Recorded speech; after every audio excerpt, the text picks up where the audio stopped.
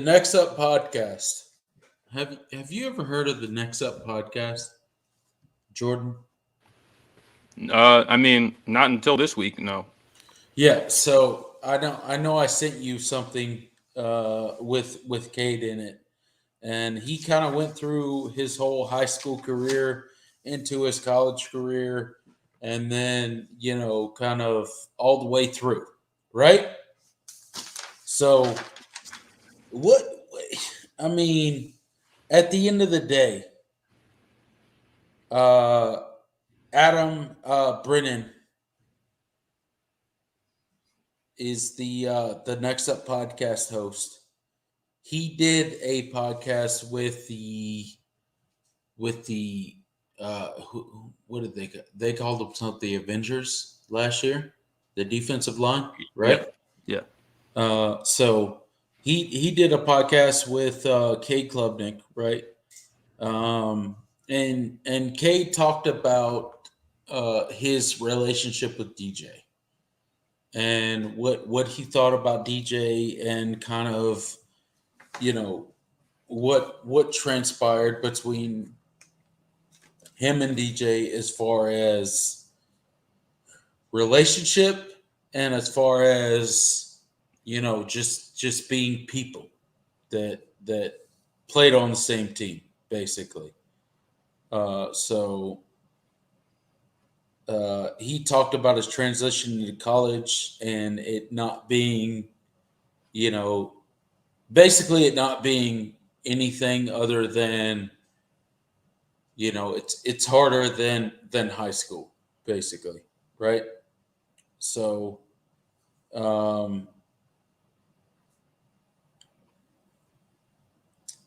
what's your thoughts on Cade Klubnik and and what he'll be this coming season?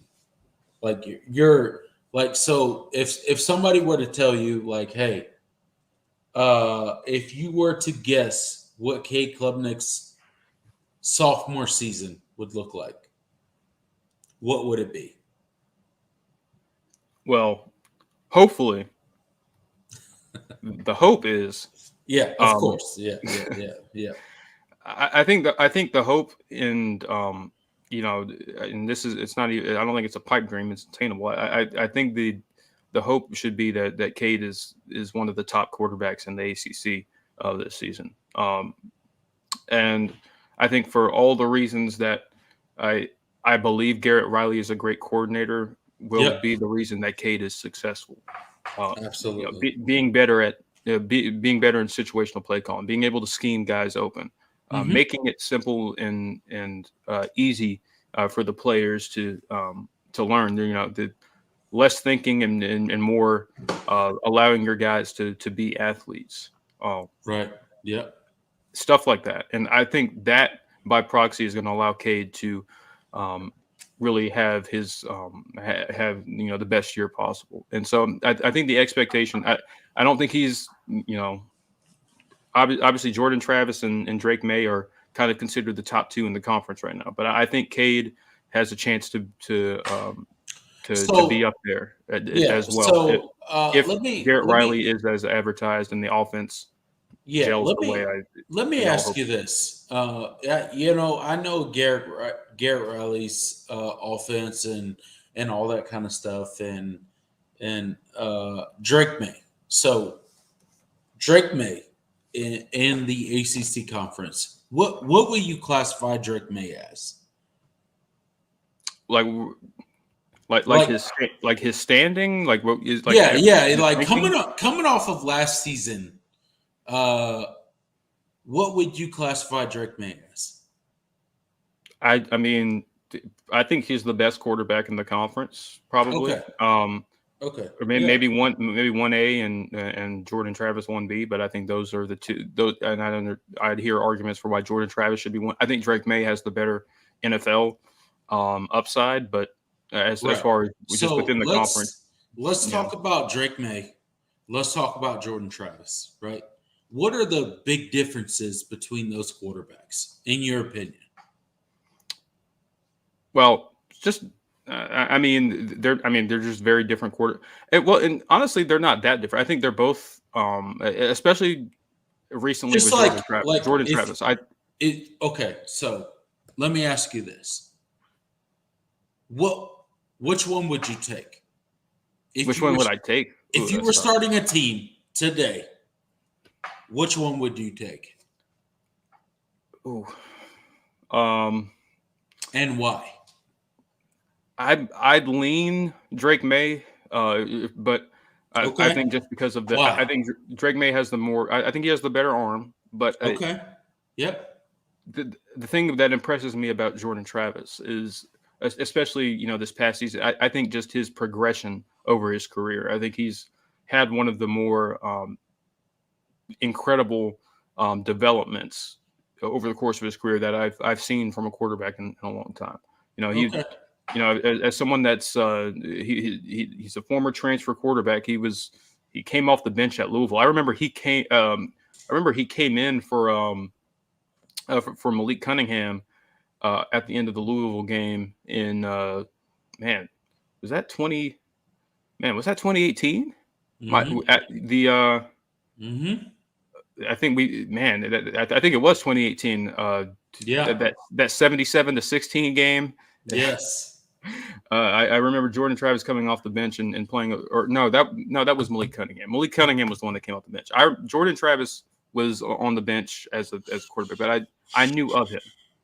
okay, But obviously coming, when he transfers out of Louisville. Actually, I think yep, this was actually, and I think I got the timeline wrong because I think Travis was 2019. So, but he transfers out of Louisville after 2019. I think that's the right timeline.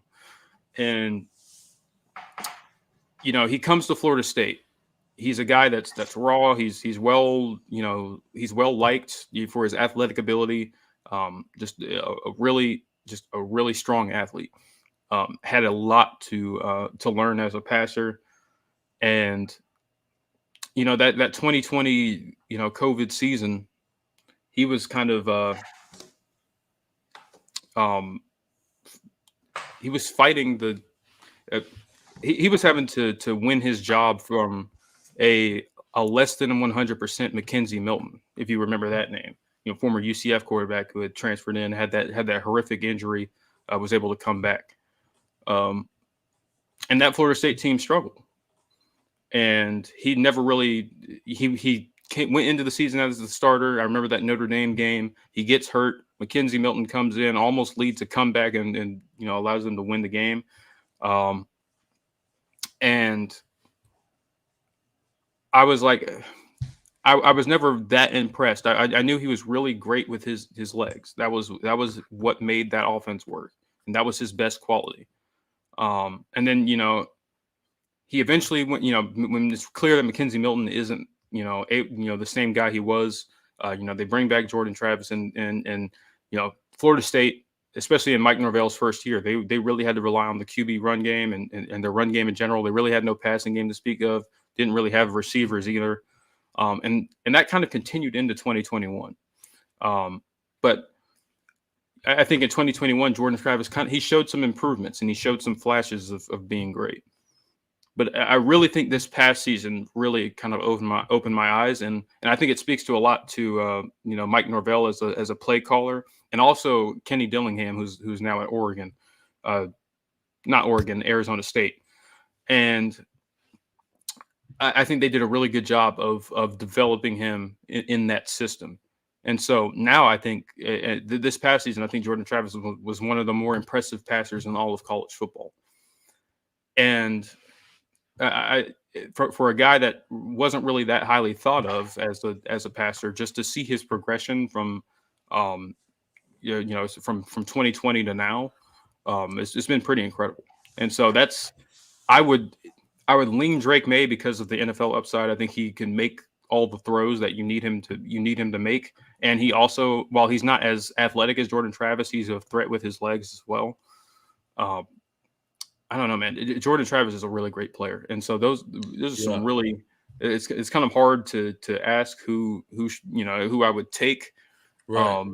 But man, Jordan Travis I think just his development as a passer has been really, really awesome to see. And now, especially these past, this last year, now he has weapons to throw to, and with the additions they've made in the transfer portal, they're going to be a really potent offense this year. Mike Norvell is a really good play caller. Alex Atkins as well.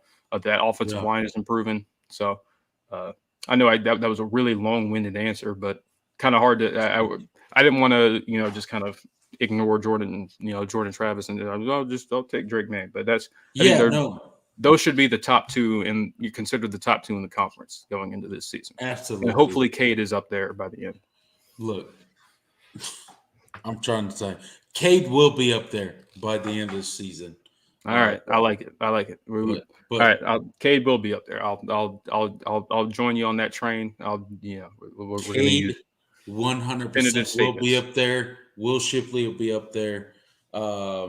It's crazy the amount of coordinator positions that have changed in the ACC.